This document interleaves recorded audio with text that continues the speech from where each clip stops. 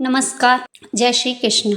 आपका हमारे चैनल पर हार्दिक स्वागत है। आज की इस वीडियो में हम आपको अजा एकादशी व्रत की कथा सुनाएंगे। एक समय की बात है, कुंती पुत्र युधिष्ठिर ने भगवान श्री कृष्ण से कहा कि हे भगवान, मैंने सावन शुक्ल पक्ष एकादशी अर्थात सावन पुत्रदा एकादशी का सविस्तार वर्णन सुना है। अब आप कृपया करके मुझे भाद्रपद माह के कृष्ण पक्ष की एकादशी के विषय में भी बताइए। इस एकादशी का नाम क्या है, इसके व्रत का क्या विधान है तथा इस व्रत को करने से किस फल की प्राप्ति होती है। तो भगवान श्री कृष्ण ने कहा, हे कुंती पुत्र, भाद्रपद माह के कृष्ण पक्ष की एकादशी को अजा एकादशी कहते हैं। यह एकादशी समस्त पापों का नाश करने वाली है। इस एकादशी के दिन भगवान श्री हरि विष्णु की पूजा की जाती है। जो मनुष्य इस दिन श्री हरि विष्णु की पूजा करते हैं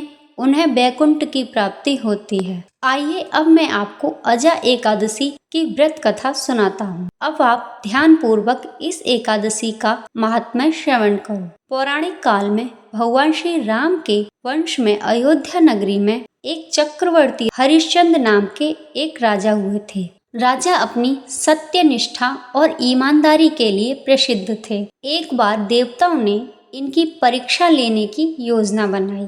राजा ने स्वप्न में देखा कि ऋषि विश्वामित्र को उन्होंने अपना राजपाट दान कर दिया है। सुबह विश्वामित्र वास्तव में उनके द्वार पर आकर कहने लगे, तुमने स्वप्न में मुझे अपना राज्य दान कर दिया है। राजा ने सत्यनिष्ठ व्रत का पालन करते हुए संपूर्ण राज्य विश्वामित्र को सौंप दिया। दान के लिए दक्षिणा चुकाने हेतु राजा हरिश्चंद्र को अपनी पत्नी, बेटा एवं स्वयं को बेचना पड़ा। राजा हरिश्चंद्र को एक चांडाल ने खरीद लिया जो शमशान भूमि में लोगों के दाह संस्कार का काम करवाता था। राजा हरिश्चंद्र स्वयं चांडाल के दास बन गए। उन्होंने चांडाल के यहाँ शमशान में कफन लेने का काम किया, फिर भी सत्य का साथ नहीं छोड़ा। जब उन्हें वहाँ कई वर्ष बीत गए तो राजा को अपने इस कर्म पर बड़ा दुख हुआ और वह इससे मुक्त होने का उपाय खोजने लगे। वह सदैव इस चिंता में रहने लगे कि मैं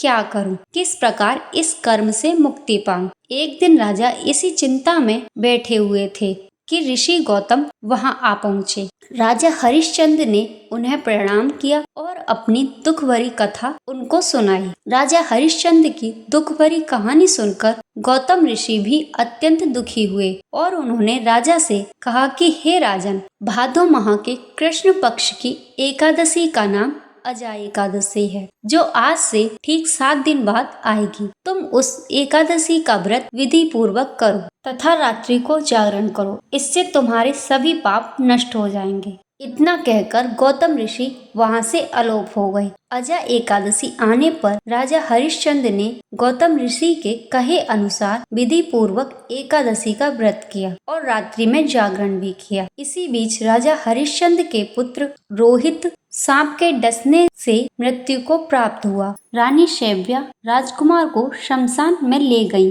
पर राजा हरिश्चंद्र ने रानी शैव्या से शमशान का कर मांगा, मगर असहाय रानी शैव्या के पास देने के लिए कुछ भी नहीं था। इसलिए उन्होंने अपनी चुनरी को चीर कर शमशान का कर चुकाया। इस व्रत के प्रभाव से राजा के सभी पाप नष्ट हो गए। उन्होंने अपने सामने भगवान श्री हरि विष्णु को पाया। उस समय स्वर्ग में नगाड़े बजने लगे तथा राजा पर पुष्पों की वर्षा होने लगी। उन्होंने अपने मृतक पुत्र को जीवित तथा अपनी पत्नी को राजसी वस्त्र तथा आभूषणों से परिपूर्ण देखा। एकादशी व्रत के प्रभाव से राजा को पुनः अपने राज्य की प्राप्ति हुई। अंत में राजा हरिश्चंद्र अपने परिवार सहित स्वर्गलोक को गए। हे कुंती पुत्र, यह सब अजा एकादशी व्रत का प्रभाव था।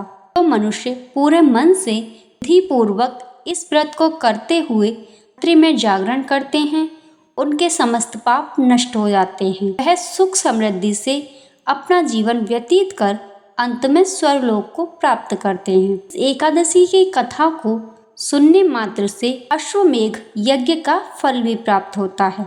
जय श्री कृष्ण।